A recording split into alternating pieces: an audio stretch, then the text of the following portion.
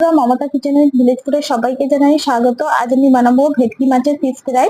তো এখানে 1 চামচ আদা রসুন বাটা নিয়েছি আর 2 চামচ নিয়েছি লঙ্কা ধনেপাতা বাটা। এখানে নিয়েছি স্বাদ মতো লবণ, গোলমরিচ গুঁড়ো আর নিয়েছি গরম মশলা গুঁড়ো আর হাফ লেবুর রস দিয়ে ভালো করে আমি মাছের মধ্যে মেখে রেখে দেবো 2 ঘন্টা মতো। তো ফ্রিজে আমি 2 ঘন্টা ঢাকা দিয়ে একটা কৌটোর মধ্যে রেখে দিয়েছি। তারপর 2 ঘন্টা পর ফিরে আসছি।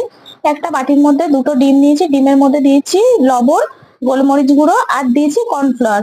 তারপর মাছের ফিলেগুলো ডুবিয়ে আমি বিস্কুটের গুঁড়োয় কোট করে নেবো। এইভাবে ঠিক আমি 2বার করে কোট করব।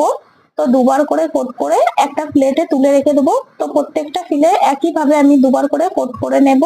তারপর কড়াইতে তেল দিয়েছি, তেলটা গরম হয়ে গেলে মিডিয়াম টু লো ফ্লেমে ফিশ ফ্রাই গুলো উল্টে পাল্টে লাল করে ভেজে নেব।